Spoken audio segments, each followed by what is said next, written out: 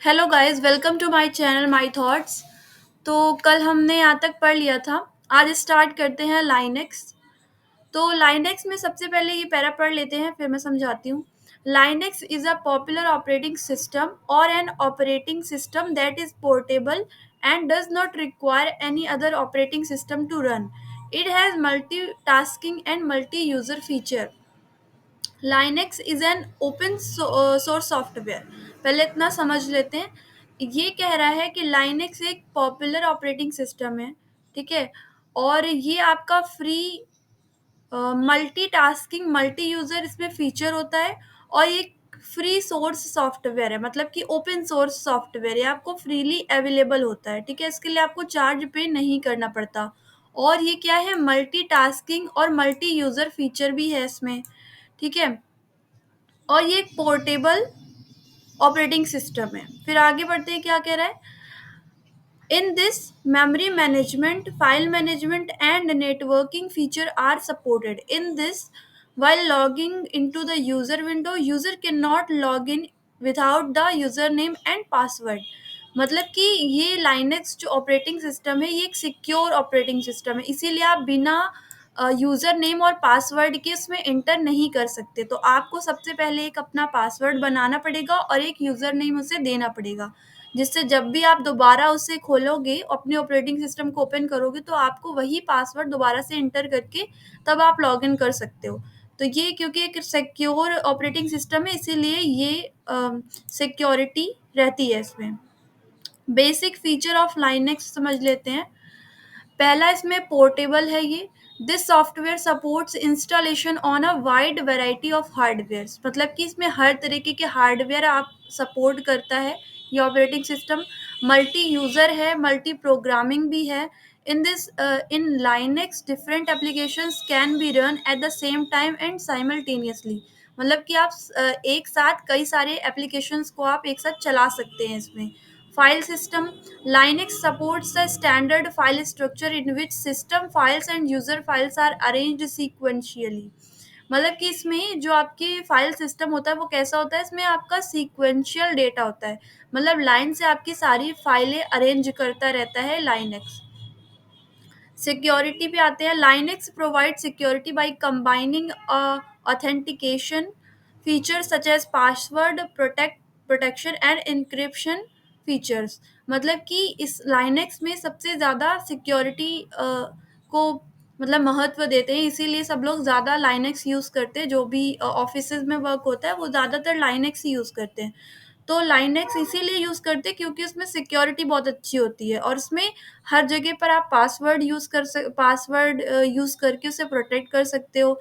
Encryption का उसमें feature होता है. तो ये सारे फीचर्स उसमें होते हैं.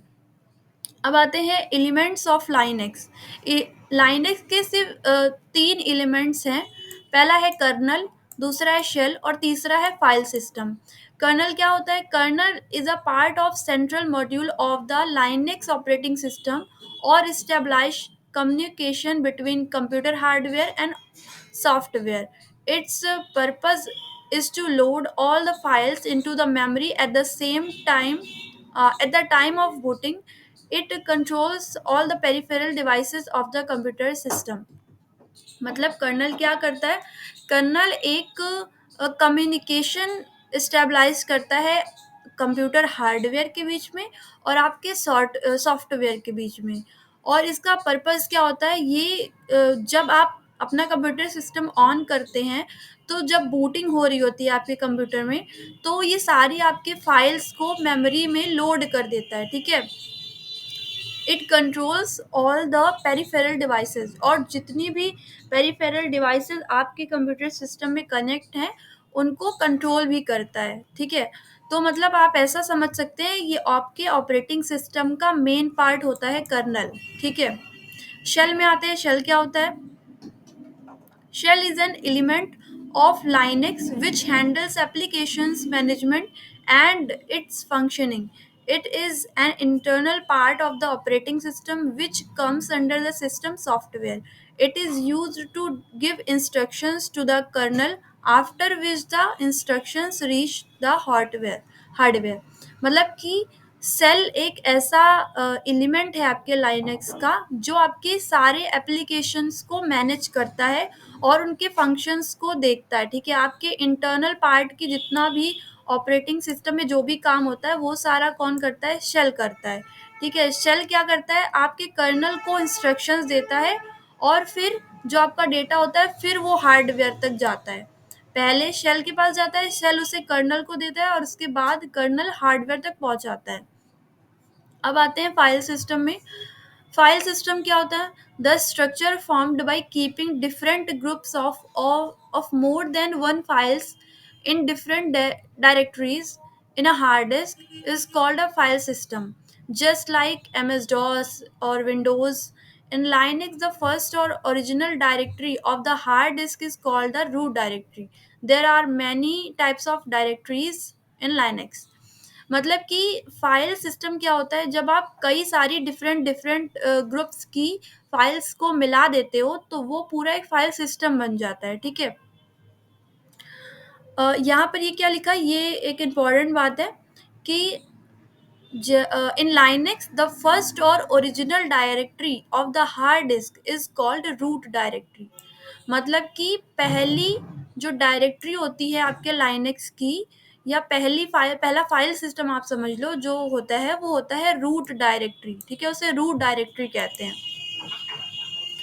और बाकी फाइल सिस्टम आपका इसमें वैसे ही काम करता है जैसे कि आपके विंडोज़ में होती हैं फाइल्स और एमएस डॉस में होती हैं। ठीक है, तो वैसे ही पूरा फाइल सिस्टम होता है, बस इसमें पहली आपकी जो फाइल होती है, फर्स्ट ओरिजिनल डायरेक्टरी जो होती है वो होती है रूट डायरेक्टरी। ठीक है, पहली ओरिजिनल डायरेक्टरी को बोलते हैं रूट डायरेक्टरी।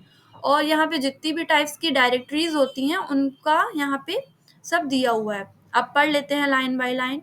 रूट डायरेक्टरी क्या होती है, अभी बताया मैंने, this directory is the startup directory in which the different types of directories used in Linux are stored. मतलब कि ये जो आपकी रूट डायरेक्टरी है ये आपकी स्टार्टअप की पहली डायरेक्टरी होती है और इसमें आपके डिफरेंट डिफरेंट टाइप्स की डायरेक्टरी लाइनक्स इसमें स्टोर करके रखता है। अब आते हैं बिन डायरेक्टरी में।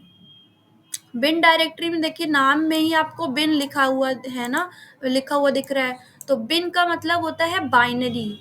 इसका क्या मतलब है कि इसमें कौन सी डायरेक्टरीज होंगी, बाइनरी फॉर्मेट वाली डायरेक्टरी इसमें सेव होगी। ठीक है, this directory contains all type of executive files in which all the programs and commands stores are in binary format, hence it is called bin directory. Okay, तो इसमें यही बताया गया है कि इसमें जितनी भी आपकी एग्जीक्यूटिव फाइल्स होती है, जितनी भी टाइप्स की फाइल्स होती हैं, उनका जो प्रोग्राम होता है, मेन प्रोग्राम होता है, कमांड होती है, वो इसमें बाइनरी फॉर्मेट में होती है। वो आपको समझ में नहीं आएगी। ठीक है, अगर आप कभी इन फाइल्स को खोलोगे भी, ओपन भी करके पढ़ोगे तो आपको समझ में नहीं आएगा क्योंकि उसमें सब बाइनरी में लिखा होगा।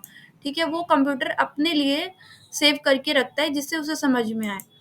आते हैं डेव डायरेक्टरी में। डेव क्या है, डेव का मतलब होता है डिवाइस। ठीक है, तो DEV, डेव में का मतलब है डिवाइस। तो इसमें क्या है, this directory contains files related to the computer devices. मतलब कि इसमें हर एक डिवाइसेस से रिलेटेड डायरेक्टरी आपकी स्टोर करके रखी जाती है।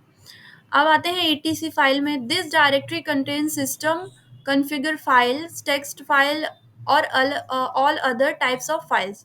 ETC फाइल में मतलब कि हर तरीके की फाइल होगी आपकी, कॉन्फ़िगर फाइल होगी, टेक्स्ट फाइल होगी और भी अदर टाइप्स की फाइल्स को इसमें स्टोर करके रखा जाता है। लिब डायरेक्टरी का मतलब है लाइब्रेरी। ठीक है, लिब का मतलब है library. This directory stores the library files of Linux operating system. It contains the necessary data for the computer. मतलब कि लिव डायरेक्टरी का मतलब है कि इसमें आपकी लाइब्रेरी फाइल्स होंगी।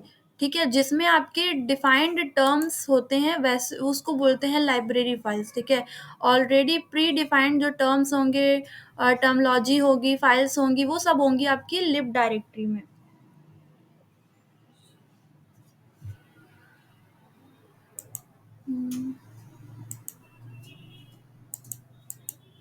ओके, टेम्प डायरेक्टरी देखते हैं। टेम्प डायरेक्टरी का मतलब है temporary directory. This directory stores all types of temporary files in Linux. Linux automatically deleted such files. जो आपकी टेम्परेरी फाइल्स होती हैं वो यहाँ टेम्परेरी डायरेक्टरी में स्टोर करके रखी जाती हैं, जिससे कि वो आपकी उन फाइलों को डिलीट करता रहे, खुद से ही ऑटोमेटिकली ही वो खुद से डिलीट करता रहेगा आपकी इन टेम्परेरी फाइल्स को। और वो कहाँ पे रखी जाएंगी? टेम्परेरी डायरेक्टरी में। User directory, this directory contains information और प्रोग्राम्स क्रिएटेड बाय यूजर। मतलब कि आप जितनी इंफॉर्मेशंस या प्रोग्राम्स जो भी क्रिएट करोगे वो सब कहाँ पर स्टोर करी जाएंगी? यूज़र डायरेक्टरी में। इसीलिए इसका नाम भी यूज़र डायरेक्टरी है। आप जितनी भी फाइलें बनाओगे, जो भी चीज़ आप प्रोग्राम डिज़ाइन करोगे, वो सब आपका यूज़र डायरेक्टरी में सेव हो जाएगा। ठीक है, तो आज का वीडियो यहीं तक, बाकी नेक्स्ट वीडियो में पढ़ेंगे। Till then take care and thank you for watching my video. और प्लीज़ मेरी वीडियो को लाइक करिए और सब्सक्राइब करिए। Thank you.